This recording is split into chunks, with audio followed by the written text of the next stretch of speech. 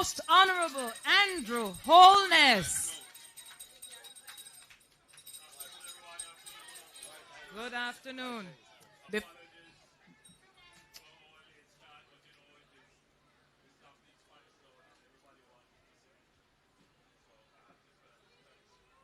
Prime Minister, they've been before we officially start, may I ask the driver of CT4256, the police have asked me, CT4256, to remove your car as soon as possible. It's blocking the entire roadway. Ladies and gentlemen, may I invite you to stand for the playing of our great national anthem.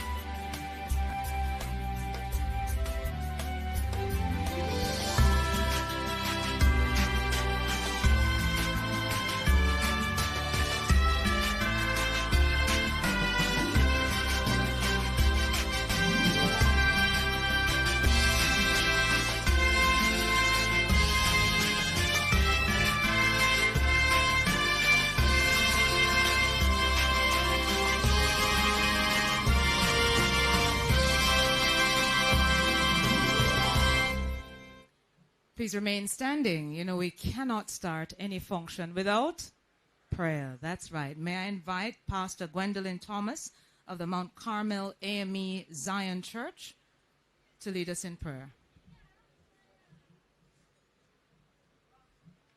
Let us pray.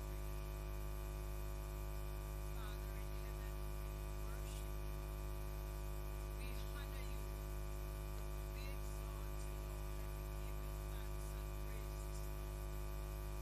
Thank you so much for keeping care. Thank you for protecting mercies. Thank you, Lord, for this day that you has given us a day, Lord, to be remembered. And so we are thankful to you, Lord, for journeying mercy for all those that have gathered here. And Lord, for the cost of gathering here today, we want to give you thanks first for your love, for your tender mercies, and that you cares. And no one ever cares for us like you, Jesus. You are the King of Kings. You are the Lords of Lords. You are the conquering Lion of the tribe of Judah. I want to thank you this moment for our Prime Minister. Father, you know him by name. You know him by nature. You know his work, Lord, and even for the gathering this evening. We thank you for all those that really journey with him, Lord, and you know the cost why they are here. And we just thank you, Lord, to know it's all because of love. While we can gather at this groundbreaking ceremony, Lord, and we know you that has begun the work is able to complete it. So, Lord, we are asking thee, as we are about to begin, Lord, we ask that you cover this place under your blood. Cover us under your blood. Direct everything for us and lead in every area. And let everything be done to the glory and the honor of your name. We give you thanks again for what you have done, still doing and about to do in Jesus' name. Ladies and gentlemen, you may be seated.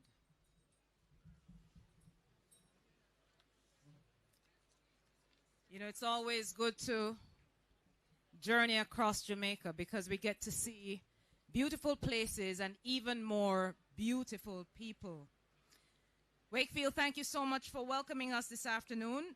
May I just officially start by welcoming officially Prime Minister, Dr. the Most Honorable Andrew Holness, Dr. the Honorable Christopher Tufton, your Member of Parliament, Mrs. Arlene Williams, the Permanent Secretary in the Ministry of Economic Growth and Job Creation, officials from the Parish Council, officials from the new social housing program, and also officials from the Ministry of Economic Growth and Job Creation, beautiful people of Wakefield in St. Catherine, good afternoon to you.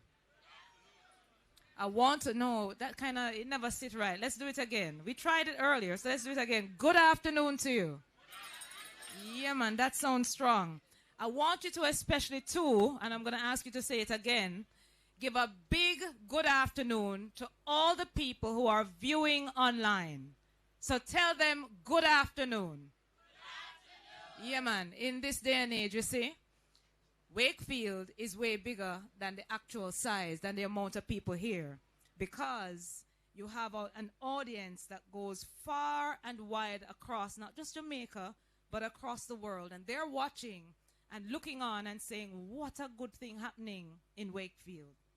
You know, as Pastor Gwen was praying, there are a couple of things that came to mind. And the Prime Minister, when we do the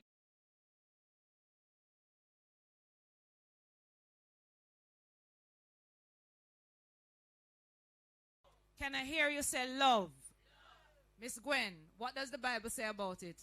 But the greatest of these is, well, ladies and gentlemen, today is an act of love from the government of Jamaica, because we are here today to ensure that you have proper infrastructure. Sometimes you look across Jamaica and say, boy, things develop warm to me and my community. Well, here it is. It reached you, right? And so a lady in the civil service who works hard to ensure that we make sure every bit of the development you see reaches you is the Permanent Secretary in the Ministry of Economic Growth and Job Creation. And so to tell you more about why we're here and all the good things that will happen for you is Miss Arlene Williams. Please give her a round of applause.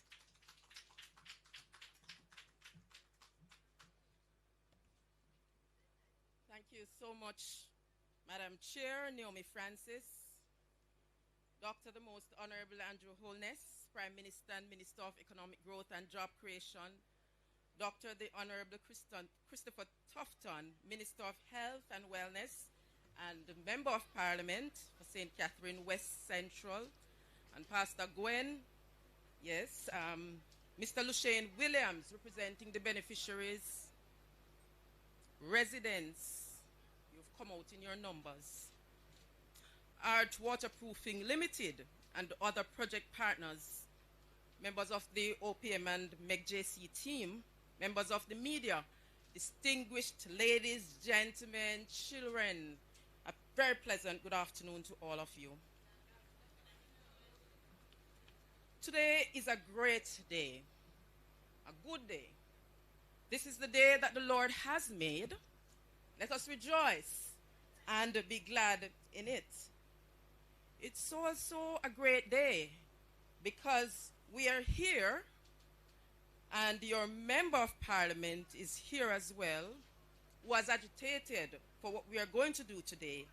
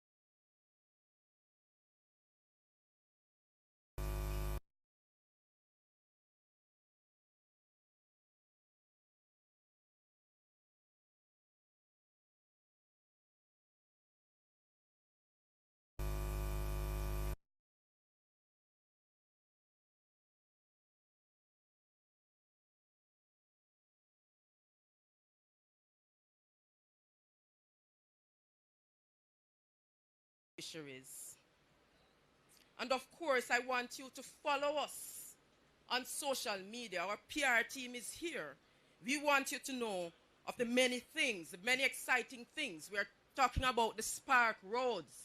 We are talking about the implementation of new water supply systems, all the very exciting matters that are being dealt with under our ministry, led by the Prime Minister.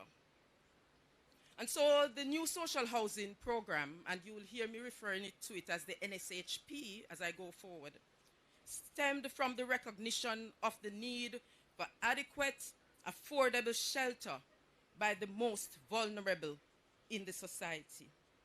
The program, which is a component of the Housing Opportunity, Production and Employment, the HOPE program, is the result of careful assessment, strategic planning, and painstaking implementation, supported by the necessary budgetary allocations. The program, conceptualized in 2018 by our own Prime Minister, you will see how wonderful it is being rolled out. At present, it is headed by a project director, and you will see Mr. Richard Cargill around the place. It has oversight from the ministry and is administered by the NSHP Secretariat, which consists of technocrats. It is a fully transparent program with stringent oversight mechanisms in place to ensure that only the most deserving receive the benefits. So we conduct our social investigations. We come around, we interview you, we interview neighbors. And the applications also are thoroughly scrutinized by a project oversight committee, and the members are here, some of them today. It is headed at present by our principal finance officer, Mrs. Rob Walters, and also you will see our senior legal officer and other members who are here from the National Land Agency. But ladies and gentlemen, the NSHP is not only about enhancing the physical conditions of the beneficiaries and their children. And I was pleased to see so many children here today. It's summer now, and you're on your break. Make sure you're still reading your books, and make sure you're being very safe, parents. I'm asking you to look out for the children. I know some of them like to go to river. When we were growing up, that's what we did in the summer, and we don't want to hear of any accidents and any incidents, right? And so this program is enabling persons to live in greater comfort with safer structures. So when you have adequate shelter, it enhances your pride. You have pride in yourselves, your community, and in the society. It restores your dignity and increases your privacy. You feel optimistic and hopeful for your future and that of your children. Every Jamaican deserves the opportunity to experience this sense of pride and hope. When a landlord not to come to your door and knock on it and give you notice on all these things, and you don't have to go around catching at people's house, that's real empowerment that the government is bringing to you through this program. And so at present, the program employs 3 modalities. One is the provision of single detached housing, where the benefits are equitably distributed across all 63 constituencies, with each constituency receiving 5 units per annum. This is the modality that you come with your own land, or you have to have permission to use the lands. And I just pause here a bit to say that one of the challenges that we have with this modality is difficulty sometimes because persons don't own their own lands. But not to worry. The government is looking into its land bank to see how we can increase the number of units that are delivered to you. The other modality is the relocation of vulnerable communities, where persons whose lives are in imminent danger, such as in flood-prone areas, can be moved. The upgrading of tenements, or what we call big yards, but we prefer to call them the multi-family housing solutions, such as this one. And so, when the new social housing program first started, we were handing over one or so house at a time. Now, the program has escalated to such a level where construction is now taking place in far less time. We are talking about a few weeks instead of months that we usually take to construct these units.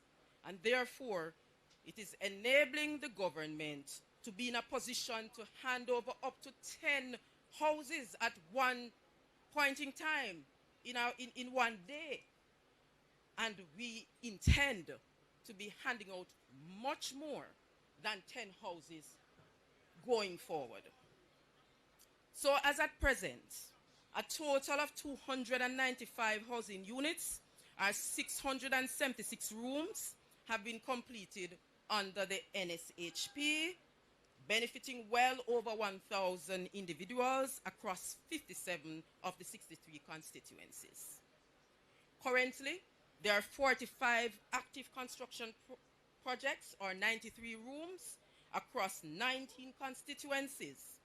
It is expected that all projects will be completed shortly. In addition, a total of 65 projects or 173 units comprising 384 rooms are expected to commence during this financial year. So it brings me now specifically to why we are here today, and I like the images that are being projected. Certainly what is to come in the near future, in a few months' time as a matter of fact. So if you look at the screen, you will see what we were talking of in terms of what was before and what will be soon implemented. So the Wakefield Mews housing development, and I have to thank the team, because they really put a lot into coming up with these names. And to match with the aesthetically pleasing structures that we are constructing. And so we will sign the contract shortly and break ground. And as I would have said before, this one is being implemented under the upgrade of tenements. That's modality 3. So the development will comprise 6 units in all, 3 2-bedroom and 3 3-bedroom units, as well as all the necessary infrastructure works, including the walkways, the sewerage connections, the individual light meters, and other utilities. Beneficiaries will also be afforded the opportunity to own their units. And I want to see the smiles on your face, when you say you'll be given the opportunity to own the units. So the contract sum for the project is just over $44 million, and it is expected to start immediately. Where's the contractor? And should be completed by January 2026. But of course, we are pushing the contractor to complete before January. The contractor is Art Waterproofing Limited. And we want the contractor, as we encourage all our other contractors, to deliver on time and within budget. But I want to address you, the beneficiaries, directly. When the project is completed, you will receive a beautiful new unit. Look at that. Mighty God.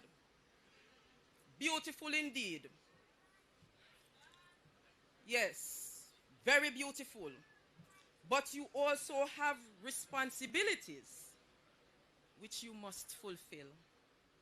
As such, you will be required to sign a social contract which establishes the terms of the usage, maintenance, and inspection of the housing unit. So under the social contract, the Minister of Housing, and who I said the Minister of Housing was again? The Prime Minister, all right? So I want you to know that under this contract, The Minister of Housing will undertake the repair of any defects in the housing solution within 1 year of the signing of the agreement. Beneficiaries, for your part, you are barred from leasing, selling, and subletting or otherwise assigning or disposing of the unit for a period of 20 years after the signing of the agreement without the written permission of the Minister of Housing, which I did tell you in this case is the Prime Minister. You will also be barred from extending, altering, or otherwise modifying your unit without the written approval from the Minister of Housing, the local municipal corporation, and of course, getting in touch with us at the ministry. And so, ladies and gentlemen, as we embark upon this project, which I know is highly anticipated and will be life-changing to you and your families, I urge you to comply with all the terms of the social contract when the units are completed. Wakefield Mews will be much more than just a roof over your heads. It will be an opportunity to build a legacy for yourselves, your families, and your community. It is a means of breaking intergenerational poverty. And so, ladies and gentlemen, thank you, and I look forward to returning in 6 months or less, the Lord spare my life, when we shall witness the handing over of these units. God bless you all. Thank you. Norman Wakefield, give her a big round of applause. Let me tell you why. When I hear PS sing January, you know what I say to people? Merry Christmas. Say Merry Christmas. If we keep everybody on their toes, you will have a Merry Christmas because we must can finish the project in time. Right, PS? A little ahead of time so that everybody can have a Merry Christmas. Also, let me tell you, big things really are going. Good things are happening in Wakefield. PS noted that the government is looking to its land bank to scale up the new social housing program. That means that the good things that are happening to you can happen to more people. Give the Ministry of Economic Growth and Job Creation a round of applause again, ladies and gentlemen. So, your member of parliament been working hard, you know. The Prime Minister is working a little harder because, let me tell you, we haven't stopped. He has. But ladies and gentlemen, please make him welcome because he is yours. Your member of parliament, Dr. the Honorable Christopher Tufton. Thank you very much. I know you see me fairly often. I was about to say every day, but some of you tell me a lie, me I tell, right? Very often. That should be enough. Let me welcome, of course, the Honorable Prime Minister, Most Honorable Dr. Andrew Holness. Thank you again, sir, for being here. Permanent Secretary, good to see you, ma'am. Other members of the social housing program who are here, too many to call names, and of OPM. And of course, to our citizens or residents right here in this community. Can I share one secret with you? I never know it named Wakefield News until I come and see it on the screen. Is you name it Wakefield News? Who named it Wakefield News? Huh? All right, nobody. Is you do it, huh? It sounds good. It sounds good. But for this community of what we normally call it, Backland, right? And I love the vintage name, but the Wakefield Mews sounds good also. We are very grateful, very happy to have the Most Honorable Prime Minister here. Let's give him a big round of applause, please. A big Wakefield Mews Backland welcome. And he's here with good tidings of great joy. So anytime he comes to St. Catherine West Central, we know it's good things him carry. So we want him to come every day. Can I get an amen for that? All right, excellent. So the Williams family are, I am sure, very grateful. We have the mother of the entire family, and she cannot move unless she's assisted. And I know she's going to tell the Prime Minister personally at the end of everything how grateful she is for what is happening here. But it's a very big family. And the facility that will be developed here, the Prime Minister will speak more to it. And you heard the Permanent Secretary speaking to it, is going to be well worth the wait. And it's going to put you in a modern facility in a community where you can live, be happy, grow your children, and that's what representation is about. So I am only here to say welcome, to say a big thank you on your behalf and on the community's behalf, and to say please keep holding the faith, have confidence in your government and your member of parliament. Time soon come. Know that them say, right? For me, that is, right? For me. And we will continue to build and to improve your community. I know the road coming in is a little, it's on the Spark program, all right? Just in case you're going to ask me. And I know we have fixed the one in here, but this little stretch here we're going to have to deal with. The councillor is here. All right, I'll talk to you after. The councillor is here, and I know he's working on it very much. So thanks again, and I'll hand back now to Madam Chairperson as we welcome the Prime Minister and his team for this very important achievement. Thank you very much. Thank you, Dr. Tufton. Backland is the original name, right? Well, look at Backland becoming the front page as of now. Give yourselves a round of applause. You know, ladies and gentlemen, earlier I used some words. Hope. Our next speaker inspires hope. Every time he speaks, he says, don't lose faith, have hope. He also embodies care and compassion because, as he said this morning, when we're handing over 93 buses at the JUTC, he's motivated by the fact that he is one of you. He used to take the bus. He understands what it is to live in less than circumstances and to work hard and rise to the top. Ladies and gentlemen, put your hands together for our Prime Minister, Dr. the Most Honorable Andrew Holness. Thank you very much. Thank you. Thank you, everyone. It is indeed my great pleasure to be in the wonderful district of, this is the Boxing Town area. And I don't know about anywhere called Backlands.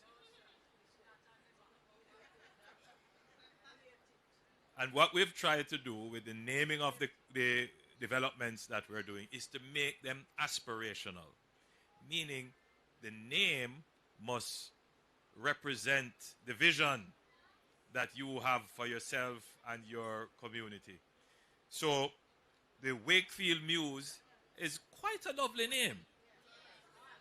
Yes, yes. And so just by a name, you can literally transform people's views and people's perception. You believe that? Yes, just by changing a name. Once I was at a car mart and I was looking at a vehicle and I saw this youngster looking at me. He was just staring at me, and his mother was nearby. And his mother came over and she said, hello, how are you? And the son came over and he was looking at me and he was looking at me. And then he said, I know you. I've seen you on TV. You're a politician.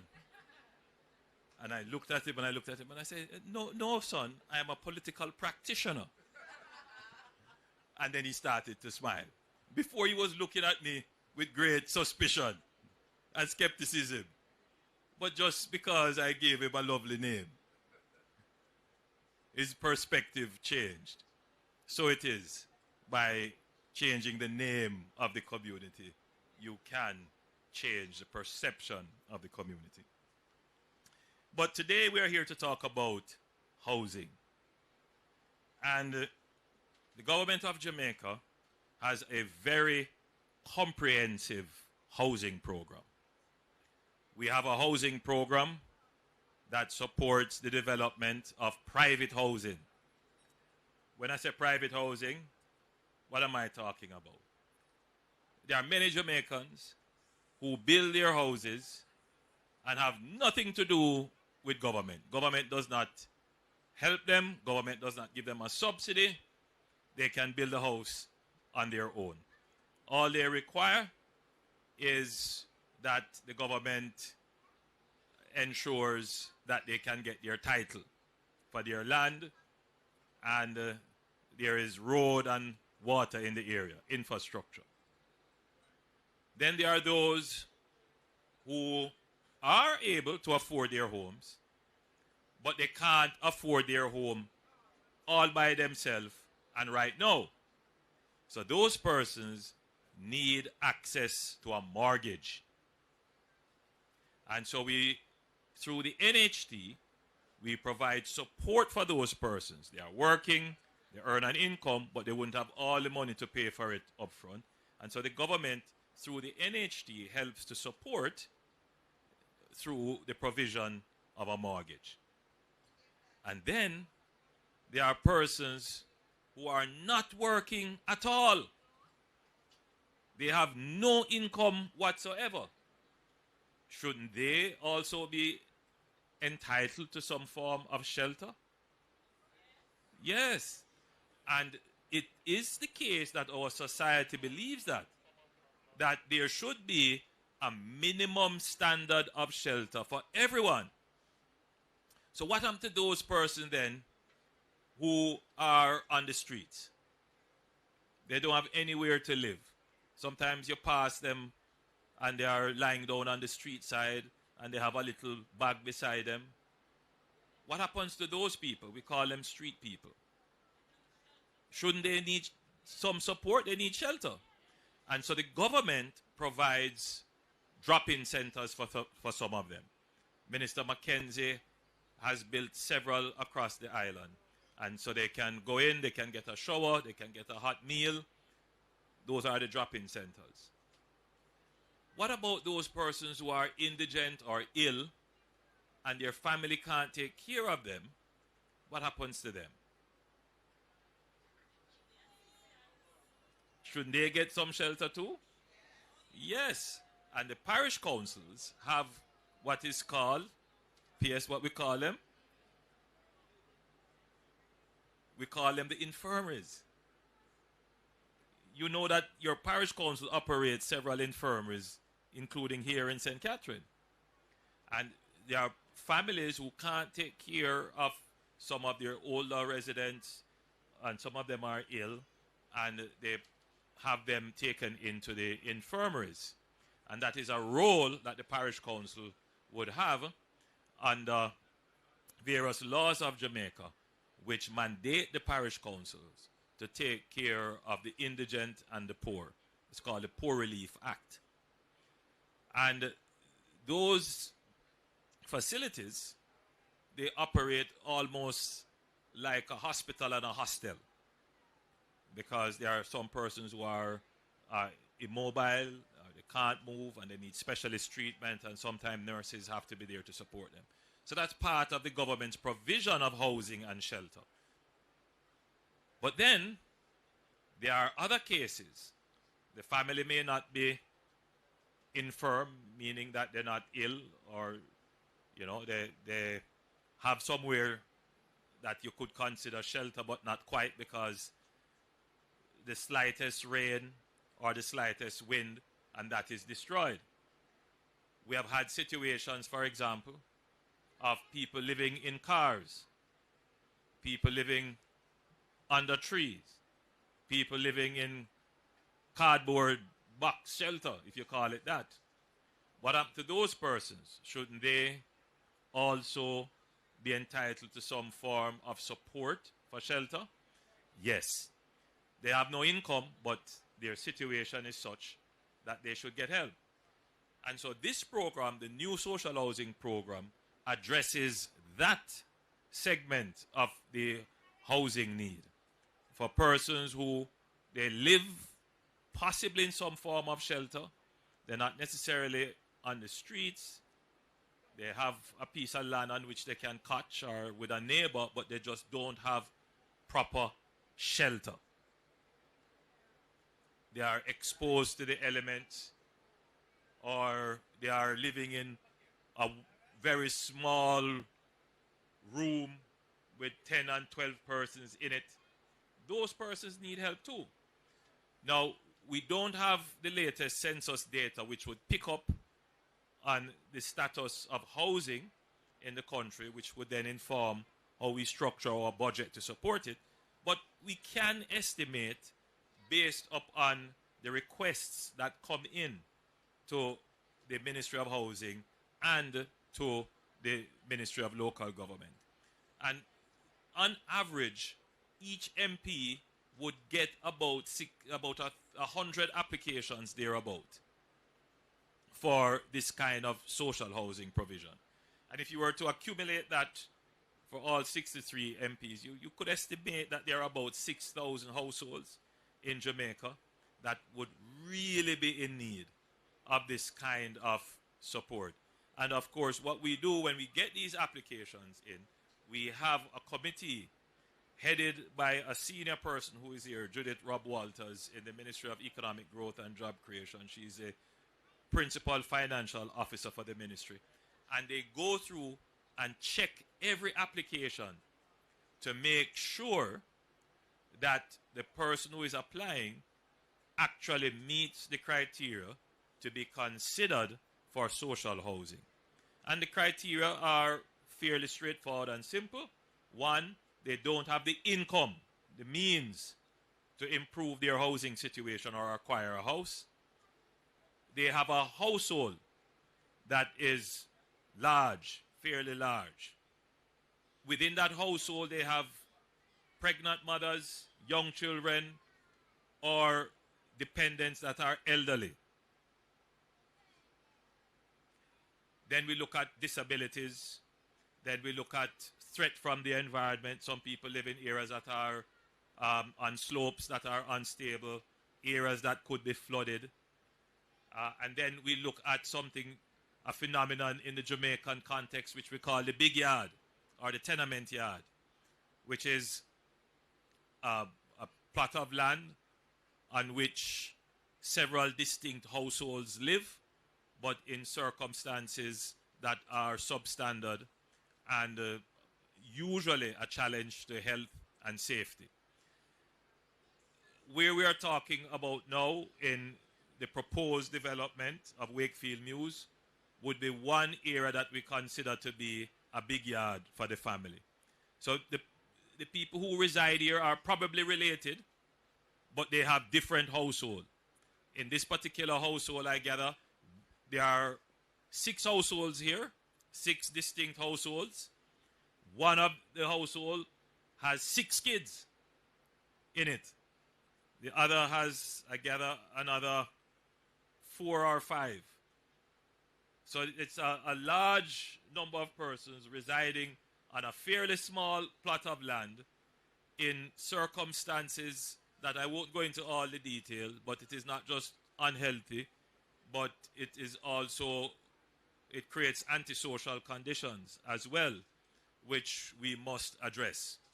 And so, if you put all the areas where the state should provide housing to persons who have no income or no means of providing the housing for themselves, we call that social housing. So the government provides social housing with drop-in centers, with infirmaries, and now through the actual construction of homes, and we call all of that social housing. And this particular modality is the new social housing program. Now, we have never had that to this extent before in Jamaica. And we took some time to develop this program over the last 5 years, and now the program is fairly well established. This program is delivering on a monthly basis at least 10 or more homes for needy families.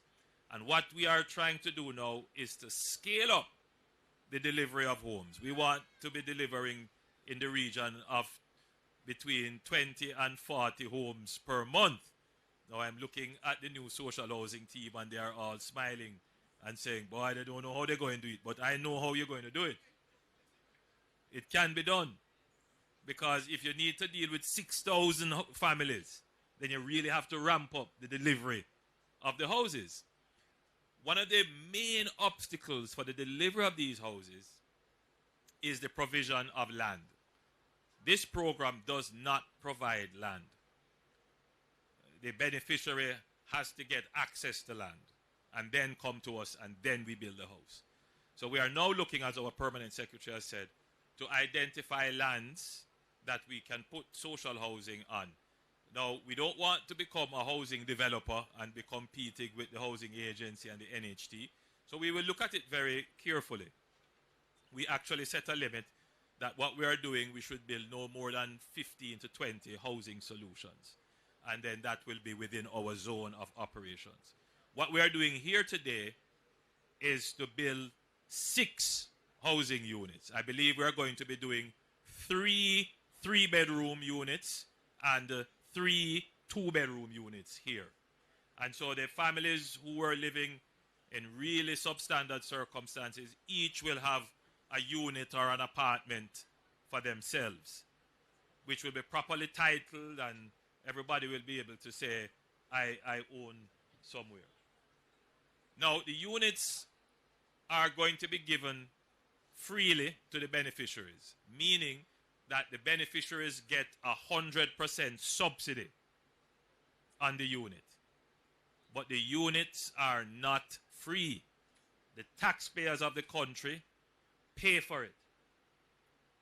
And it is a trade-off from the taxpayers to say, if we improve the housing conditions of the people of the country, particularly the most vulnerable and the most needy, then we will reduce the number of households out of which criminals come,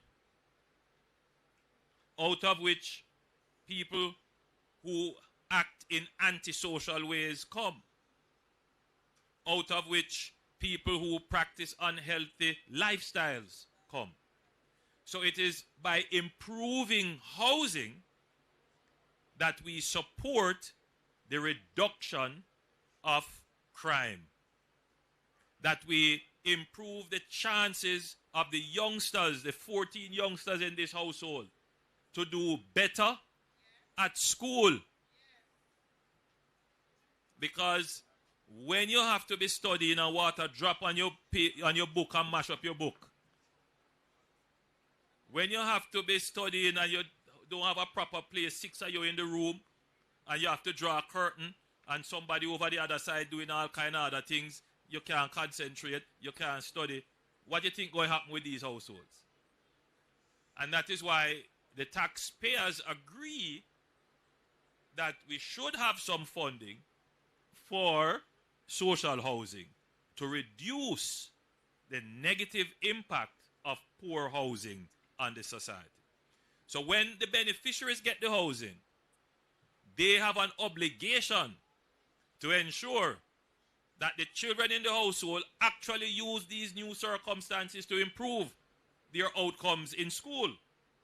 They have that obligation, because it would be a real waste if we improve the housing and the parents don't pay attention to the child and the child doesn't do well and come out to be antisocial. So when we give these houses over, we expect the beneficiaries to sign a social contract to say, we are going to ensure that we use the house for the purpose given, which is their residence, and we're going to make sure that our children and everybody else does well, be decent, law-abiding citizens who participate and support the development of the community. So today, we are breaking ground for the development of what was once called backlands, for an area which we call a tenement big yard. That will be no longer. And we are going to move this family and move the households here from poverty to prosperity.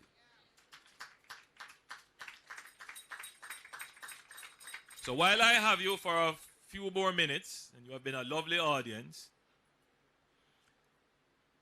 I saw a statement that said the government has failed to deliver prosperity. And I had to contemplate it very seriously and look into myself to see whether or not, as a government, we have delivered prosperity. You know, there's a Bible verse, I believe it's Jeremiah 9 verse 11, 29 verse 11. For I know the plans I have for you. Right? Plans not to harm you. Right? But to prosper you. And this, I believe, was said when the children of Israel were in a land that was not theirs. And they were all suffering. They were losing hope and losing faith. And the prophet Jeremiah delivered this message. It was a message of hope. And I'm certain that there would be those who would be saying, you know, there's no prosperity that is going to be delivered. But what is prosperity? There are some people who confuse prosperity with pleasure, with short-term happiness. Prosperity is not a moment.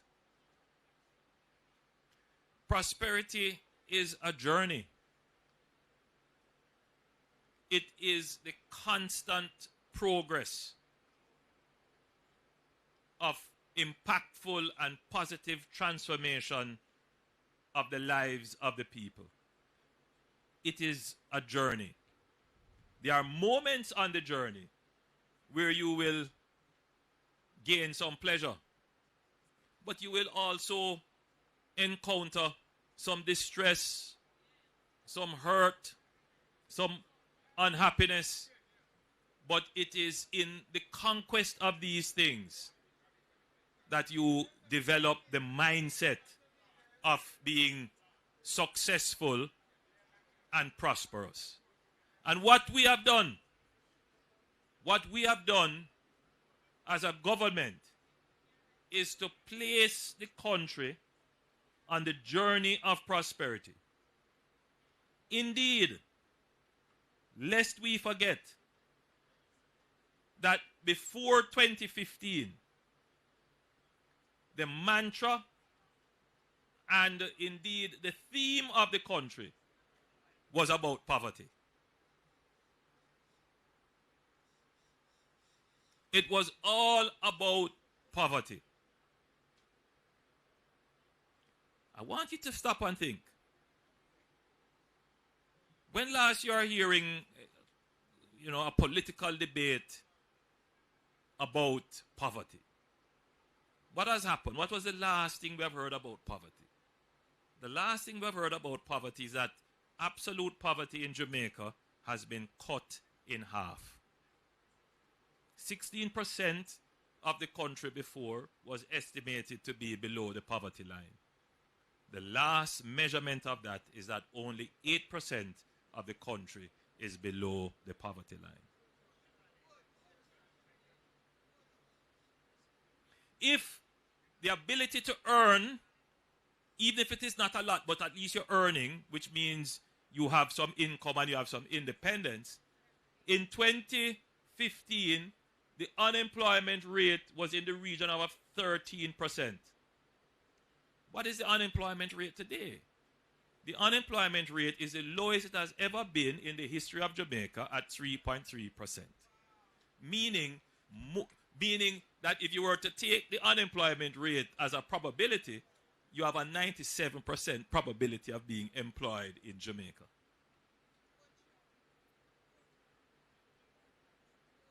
So people who were not employed before are employed now.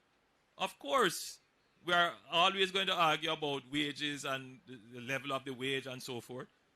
But we are in a better position today than we were a decade ago.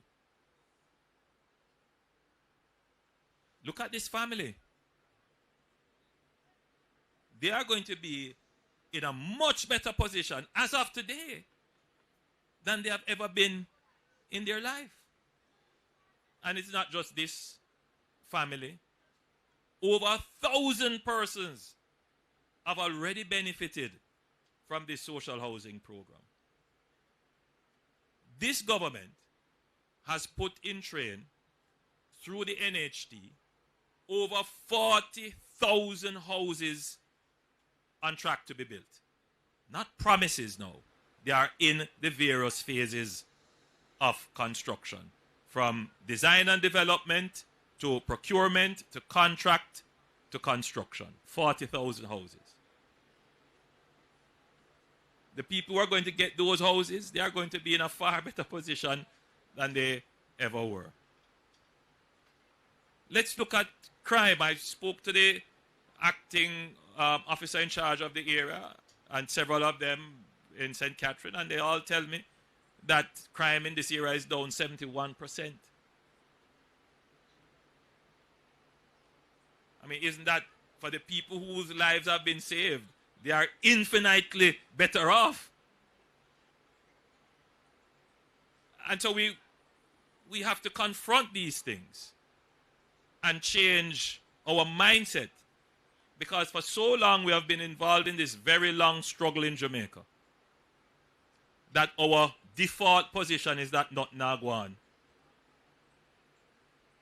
Whereas things are changing before your very eyes. And you need to change the perspective. You know, I keep saying to people, if you get a glass and the glass is at the half mark, what is it? Is it half filled or half empty? But that tells me how you see life. If your perspective is that the glass is half empty, where are you looking? You're looking at the bottom. But if your perspective is that it is half full, where are you looking? You're looking upward. And that tells me so much about your attitude. Because there's one thing we know about life, is that where you're heading in life is determined by your attitude. So I say to all Jamaicans, including the people who I'm speaking to here, it doesn't hurt to take a positive view on life. Attract positive energy. Give positive energy. Find the positives in everything and build upon the positives. And that is how you're going to achieve prosperity. Prosperity is not a moment in time.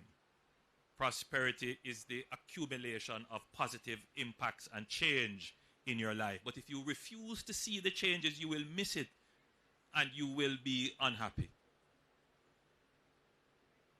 Jamaica is changing in front of your very eyes, day by day by day. The intractable problems that you thought could not be solved, this administration has taken them on with great vigor and courage, and we have made progress that has never been seen before in the history of this country.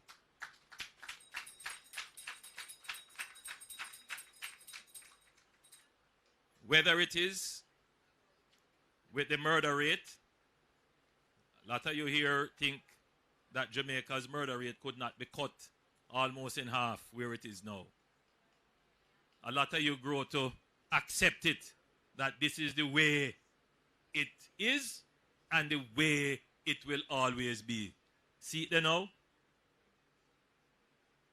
We are 41% less murders today than we were same time last year.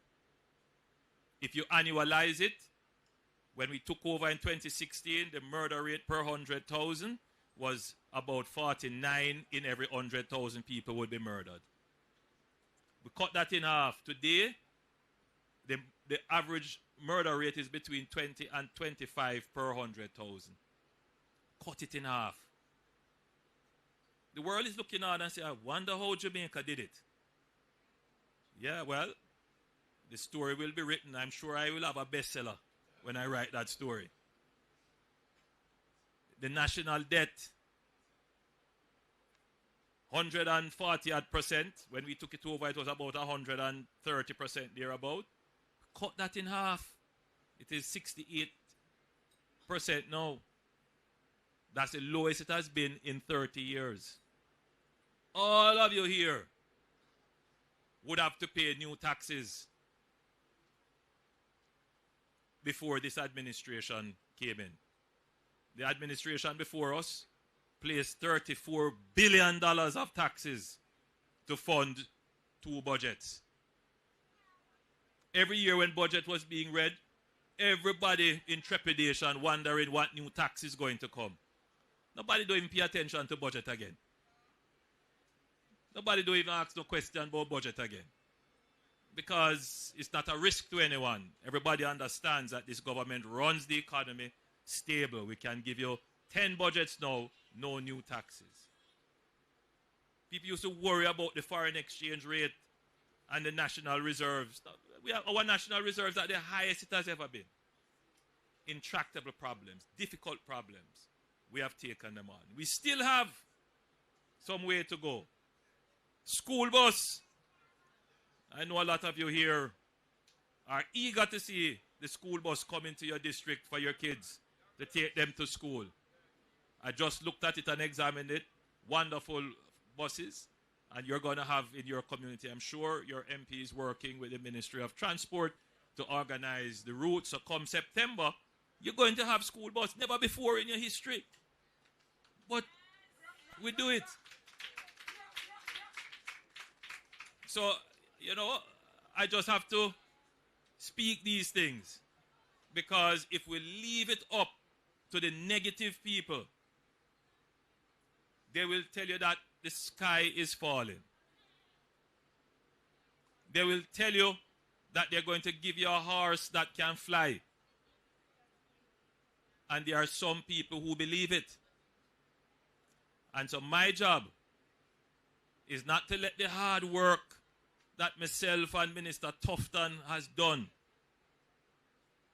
be trivialized and used in ways that are not accurate.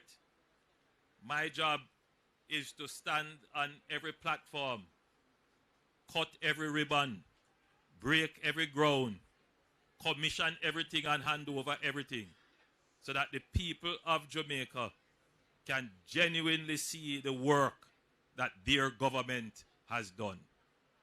My philosophy is, by the sweat of your brow, you shall eat bread. By your works, you will be known. And by your performance, you will be voted for.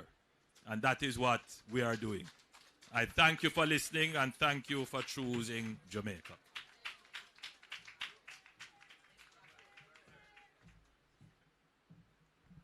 Prime Minister, thank you so much. You know, ladies and gentlemen, I did say when the Prime Minister speaks, you feel encouraged. There's a sense of hope, and there is a sense that, yes, we can overcome whatever challenge we have. The essence of development and prosperity is that you do it bit by bit, sector by sector, household by household, person by person. And I want you to again understand the essence of it by taking a look at the screen. The buildings you see there now, the dilapidated buildings that your neighbors were living in a few months' time, that will be your symbol of change, development, and prosperity. So you too can see that it gets to Wakefield in St. Catherine. Give the Prime Minister another round of applause, everyone. And here comes a man who is grateful. You know, When you're grateful and when you give thanks, more come. Remember, I tell you that. Try it. When you are grateful and you give thanks, you will get more all the time. So Mr. LaShane Williams, one of the beneficiaries, will come now and give thanks.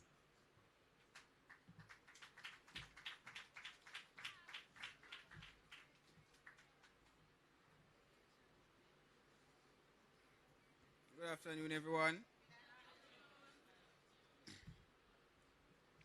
It is with deep gratitude and a heartfelt appreciation that I'm standing before you today on the behalf of the Sims family and the wider Wakefield district community. Today marked not just a breaking of land, but not just a groundbreaking of land, but the laying of foundation for a new beginning, renewed hope, and a brighter future.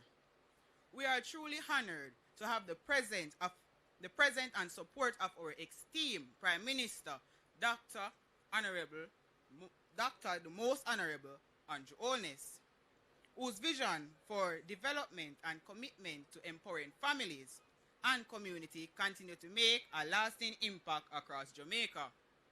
Prime Minister, your leadership and personal involvement in this initiative have not gone unnoticed.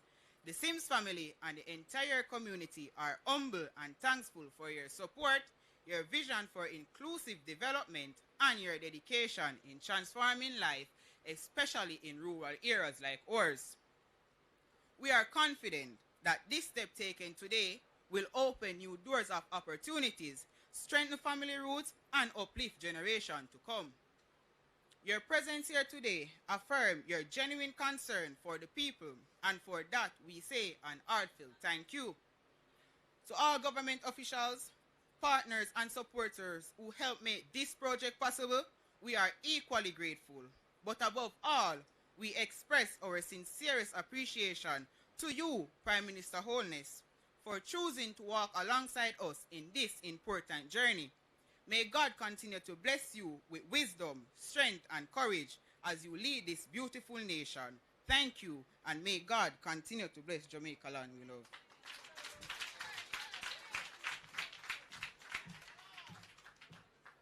LaShane, thank you so much. LaShane, are you still in school? Yeah. High school? Yeah. What high school you go to? No, big up McGrath High School. No, man. LaShane did very, very well. Thank you so much, LaShane. We really appreciate it. And I felt like I'm part of your family because I felt really proud with you delivering that vote of thanks. And now, ladies and gentlemen, we'll have the contract signing ahead of heading over to the groundbreaking ceremony. And so to do the contract signing, we'll have Prime Minister, Dr. the Most Honorable Andrew Holness, Dr. the Honorable Christopher Tufton, as well as Mrs. Arlene Williams, the Permanent Secretary. If you could attend upon the stage, please. And we want to say a special thank you to the contractors, Art Waterproof Limited. They will be the ones that you hold to book. Mr. Art Waterproof? All right. Thank you for being here. No, man, put that right there. Don't worry.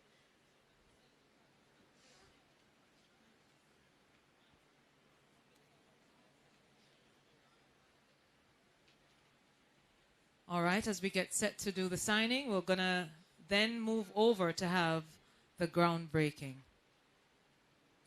I know the matriarch of the family is standing by, and she really wants to ensure that she sees the I's dotted and T's crossed, because really this is a dream come true for her and her family.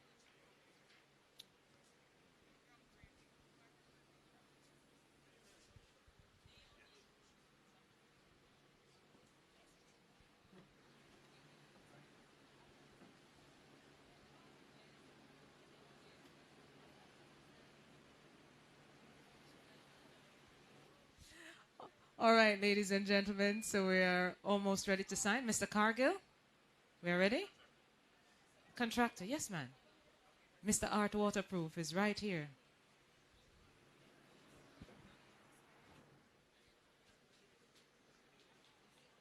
Representing, so Mr. Cargill, ready?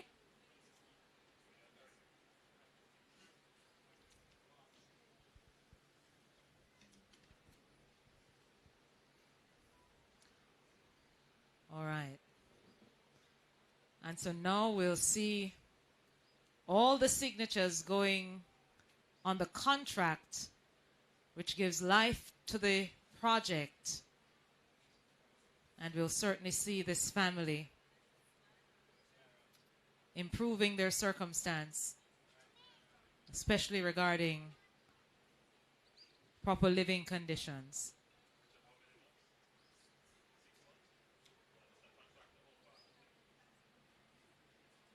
Prime Minister, I think we can hold Mr. Contractor to ensuring that the residents have a Merry Christmas. If we aim for it, we can get it. The Prime Minister says of Jimmy Cliff's song, you can get it if you really want, because you'll succeed in the end.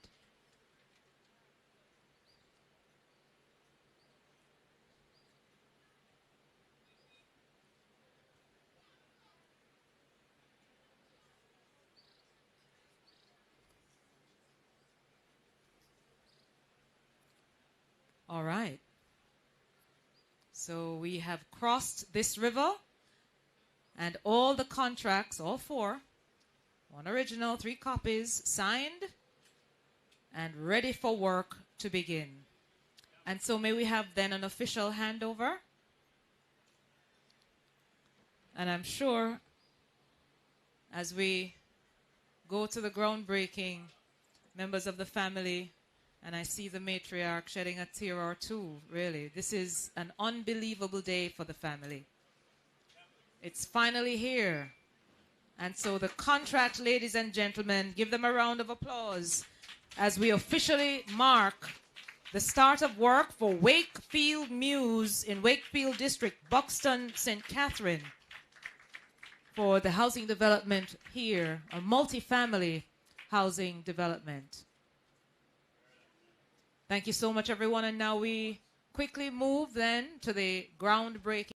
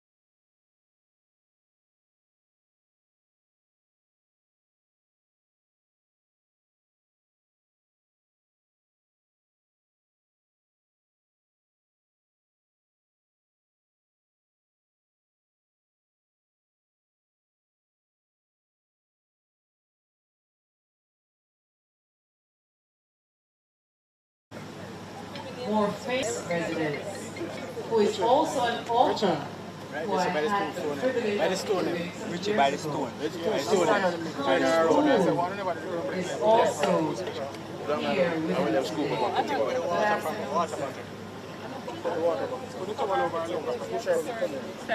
Mr. Rule writes children's books and does very well. And during the summer, as the permanent secretary said, it would be good for our students to ensure that they read, not just play while we're on summer break, but read as well. And of course, get involved in some wonderful summer activities.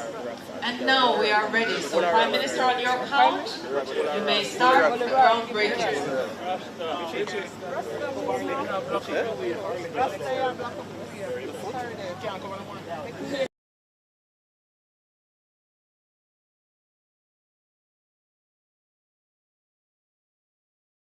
And then at the count of 3, we turn to our right.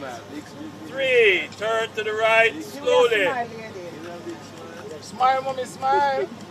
Look at the camera. This is not a Ladies and gentlemen, a round of applause. Ground is finally broken. And so the Wakefield Mews is now in the development that we see in the outline. And so, ladies and gentlemen, we'll see you in another 6 months when we will have the pleasure to deal with the opening ceremony. We have another groundbreaking. 4 months. Yes, ma'am. Prime Minister, may I take the liberty of telling them again once more, Merry Christmas. So we say 4 months? All right. All right. Set the target, and we will make it. Ladies and gentlemen, thank you so much. You've been a beautiful audience, an absolutely breathtaking community, and you've been a wonderful people. Take care, everybody, and have a good afternoon.